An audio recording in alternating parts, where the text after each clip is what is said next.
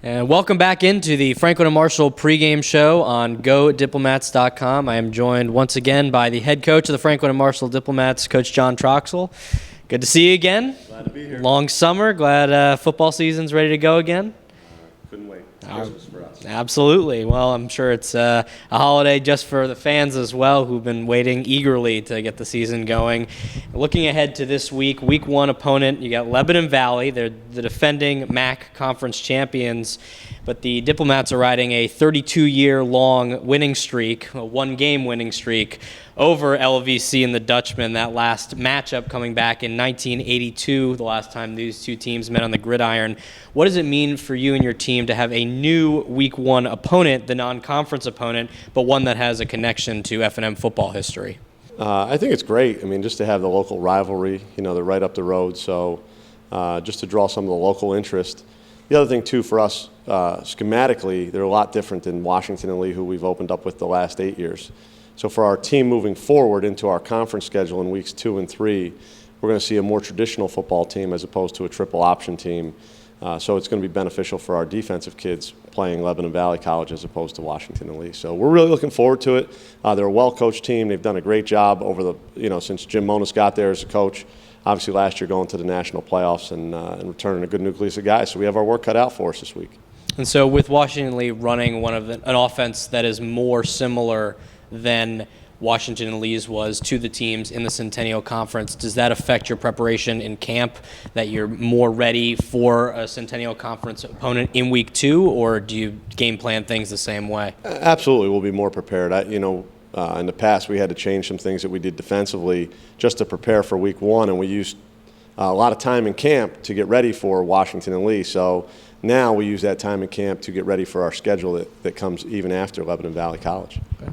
So this year, a question I'm sure you've been asked most during the offseason is about the quarterback situation. You're replacing one of the best quarterbacks statistically in F&M history in E.J. Schneider, and 2 times in a row now you've had new quarterbacks. You've had a guy come in, you know who it's going to be in camp, but this time around there's a little bit of a battle for who is going to be starting under center.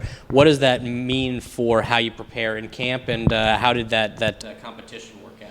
Well, we had 4 guys really taking a lot of snaps in camp. We had 2 freshmen and then 2 juniors. I think the freshmen did a nice job. They're just not as advanced knowledge-wise as the older guys. So Matt McGarrity's going to take the start this week. He's done a really good job through camp. He's a real knowledgeable kid. And Anthony Carlucci isn't far behind. I think we have 2 capable guys that if one's struggling, we can put the other guy in. It's going to be interesting. And as I've said to them, neither of them are proven yet. So they got to go out on Saturdays and prove themselves. I think there's enough talent around them that they can have a lot of success. The big thing is they have to manage the game. We have to eliminate any turnovers we're going to make. We have to rely on our defense a little bit more this year. Now, from a game planning perspective, on the offensive side, can we expect to see things that are more similar to what you ran in the past, or do you game plan to the skill set of your quarterback, which might be different from what you had with past quarterbacks? I think we'll always game plan a little bit to the skill set of our quarterback. I don't think you're going to see too much of a change in what we're going to do offensively. We still have to get the ball to Paul McGann, Jordan Zachary, and we still have some backs that can run, in Lamont and Scott LaValva. So we're not going to change a whole lot. We're looking forward to keeping our offense moving. Hopefully we can rack up a lot of yards, use some time, keep our defense off the field, keep them fresh, and still put a lot of points on the board. Absolutely. So this offseason, you had a couple of guys who got some recognition on a national level. Jordan Zachary and Aaron Fant both were selected to the D3 Senior Classic watch list. Fant was a preseason All-American, and you returned a number of players who last season were recognized in the Centennial Conference for their ability on the field. What does it mean for you to know that you're going into a season with a number of guys who have some veteran experience but also a lot of talent as well? Yeah, we have a lot of guys that are talented. Our first team, I think, is as talented as anybody. Our biggest issue, as it has been in the past, is can we stay healthy? We'll be without Aaron for week 1, but he's the best corner, in my mind, in the country. You can't replace a guy like him. You can, when you're game planning, you're shutting down a whole half of the field or a third of the field or the best receiver on the other team, however you want to put it. And with Jordan, I mean, he was an All-American last year as a returner, and he had 73 catches for us. Those guys are difference makers in your program. You cannot replace guys like that, But there's other guys. I mean, Ryan Young had an outstanding year last year, and Paul McGann did, and Ryan Ignatovic and Frank Seitz, and two names that you probably haven't heard a lot of in terms of all conference, but John Cox and A.J. Koikoi can control a line of scrimmage in the defensive line. And so we have a lot of kids that have worked really hard, but Fant and Zachary are probably two of the best, at this level. So heading into the season, we have a number of new faces, some of the younger guys, new coaches. When you're talking to these guys in terms of goal setting and game planning, do you say is your measure of success? How do you know when we've seen a successful Franklin and Marshall football team? I mean, I think you can measure success in a lot of ways.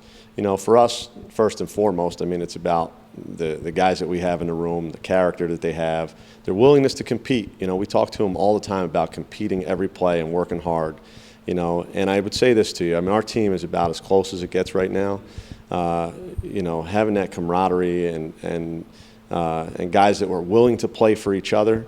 I talk to our kids all the time. We will be successful because we will play for each other. And it's never always the team that's the most talented or the biggest or the fastest. It's that group that is willing to bond together and come together for one cause, and that's to play for each other. So I think, in measuring that success, I don't know how many games we'll win or lose because you got to still go out and play on Saturday. But for our team, I think our team is exactly that. They are a team right now. Well, best of luck to your team and to the whole program this weekend, week 1. Glad to have you back, and thanks for taking time to sit down with us once again. Looking forward to a great season. All right, well, we'll send it on back up to the broadcast booth and the rest of the pregame show on GoDiplomats.com.